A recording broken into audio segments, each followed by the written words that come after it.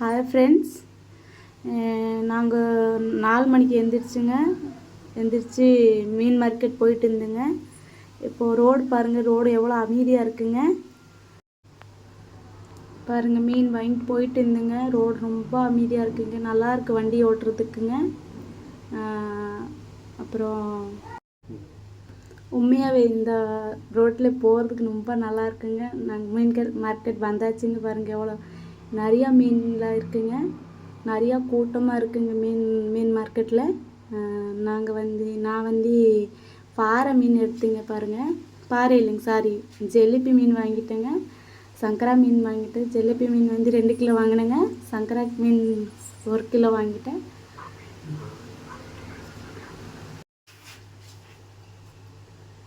மீன் வாங்கிட்டு நாங்கள் மீன் வெட்டுற கடைக்கு போகணுங்க. அங்கே மீன் நல்லா வெட்டி கொடுப்பாங்க. எதுக்குன்னா, இந்த மீன் எடுத்துகிட்டு நம்மளால் அங்கெல்லாம் வெட்ட முடியாது. வீட்டில் பசங்க வச்சு வெட்டி எடுத்துகிட்டு வந்தாச்சுங்க. இப்போது மீன் கழுவுற நல்லா தேய்ச்சி கழுவிட்டு நல்லா தேய்க்கணுங்க. தேய்ச்சினா தான் நான் பூனைக்குட்டி பாருங்கள், பூனைக்குட்டி எவ்வளோ அழகாக இருக்கு. அதை வந்து மீன்கிட்டே நிற்கிறேங்க. மீன் கொடுத்துனா ஏதோ ஒரு பீஸ் எடுத்துகிட்டு போயிடுறேன். அப்புறம் சங்கரா மீன் கழுவிட்டு அதுக்கு நல்லா உப்பு போட்டு கழுவி விட்டு அதுக்கப்புறம் தான் நம்ம பொரிச்சுக்கணுங்க. தண்ணி ரொம்ப ஸ்லோவாக வருதுங்க. கல் உப்பு போட்டாச்சுங்க. கல் உப்பு போட்டு நல்லா அலசிக்கலாங்க. அப்போ தான் அந்த மீன் பச்சை வாசலாம் போயிடும், கசப்பு தண்ணியெல்லாம் போயிடுங்க. கல் உப்பு போட்டிங்கன்னா. சங்கரா மீன் கழுவி ஆயிடுச்சுங்க. அப்புறம் உப்பு, மஞ்சத்தூள், மிளகாத்தூள் எல்லாம் போட்டு நல்லா மிக்ஸ் பண்ணி வச்சுக்கலாங்க. ஒரு 1/2 மணி நேரம் வச்சுட்டு இப்போ பொரிக்கிறதுக்கு சங்கரா மீன் பொரிக்கணுங்க. அதனால் ஜேபி மீன் மசாலாலாம் வாங்கிட்டு மிக்ஸ் பண்ணிவிட்டு அதுக்கப்புறம் மீனில் கலக்கி வச்சிடலாங்க. மீன் கலக்கி வச்சாச்சுங்க. வச்சுட்டு நல்லா மசாலா உள்ளே போகிற மாதிரி வச்சுக்கலாங்க. நம்ம அப்போ தான் சாப்பிடும்போது நல்லா டேஸ்ட்டாக இருக்குங்க. ரெண்டுமே இது பண்ணி வச்சாச்சுங்க. இப்போது இந்த ஜிலேபி மீன் வந்து நான் பொரிச்சிக்கணுங்க. பொரிச்சிட்டிங்கன்னா கொஞ்சம் நல்லா இருக்குங்க. மீன் குழம்பு ரெடி பண்ணுறதுக்கு இதெல்லாம் ரெடி பண்ணி ஆயிடுச்சுங்க. தக்காளி, வெங்காயம், இஞ்சி, பூண்டு, பச்சை மிளகா, சின்ன வெங்காயம் தாளிக்கிறதுக்கு, கருவேப்பிலை தழை எல்லாமே. இப்போ வந்து நம்ம வெங்காயம் வணக்க போகிறோங்க. வெங்காயம் வணச்சிட்டு வெங்காயம் நல்லா வணக்கிடுச்சிங்கன்னா தக்காளி போட்டுக்கலாங்க. சீரகு, கடுகு கொஞ்சம் போடுவேன். அது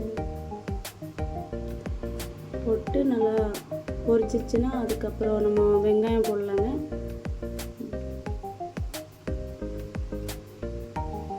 வெங்காயம் போட்டாச்சுங்க.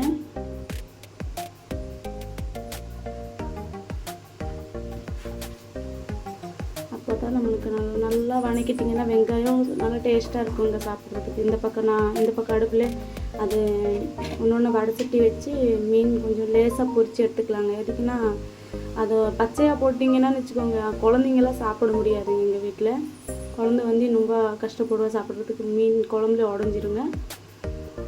மசாலாலாம் வணக்கியாச்சு. வெங்காயம், தக்காளியெல்லாம் வணக்கிட்டு குழம்பு மிளகாய் தூள் மட்டும் போட்டேங்க. மஞ்சத்தூள், உப்பு போட்டு நல்லா வணக்கிட்டு அதுக்கு தண்ணியில் ஆற வச்சிடலாங்க. தண்ணியில் ஆறிச்சுன்னா அதுக்கப்புறம் நம்ம மசாலா அரைச்சிக்கலாங்க.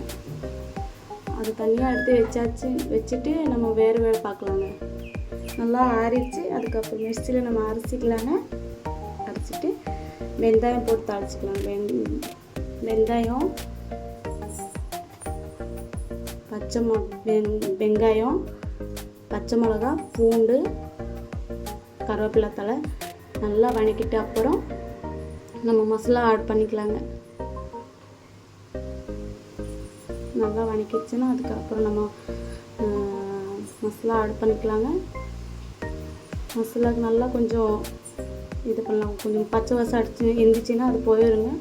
அதுக்கப்புறம் நம்மளுக்கு தேவையில்லாமல் அளவுக்கு நம்ம தண்ணி ஊற்றிக்கலாங்க. தண்ணி ஊற்றிட்டு உப்பு உங்களுக்கு டேஸ்ட் பார்த்து உப்பு போட்டுக்கோங்க. உப்பு புளி கரைஞ்சிட்டு நான் வந்து முதல்ல வீடியோ நானே பண்ணிவிட்டு நானே வீடியோ எடுக்கிறேங்க. அதனால தாங்க கொஞ்சம் சரியாக வருது இல்லைங்க. ஏதாச்சும் தப்பு பேசிட்டிங்கன்னா மன்னிச்சிடுங்க. கமெண்ட்டில் சொல்லுங்கள், அடுத்த வாட்டி நான் கரெக்ட் பண்ணிக்கலாங்க. குழம்பு கொதிச்சிச்சுங்க, நம்ம மீன் போட்டுக்கலாங்க. மீன் போட்டு ஒரு 2 நிமிஷம் கொதிக்க வச்சுட்டு அதுக்கப்புறம் நம்ம ஸ்டவ் ஆஃப் பண்ணிக்கலாங்க. ஆஃப் பண்ணிட்டு இது பாருங்கள், நான் பொரிச்ச மீன் ரெடி பண்ணிட்டேங்க. பொரிச்சாச்சுங்க. வாங்க எல்லாம்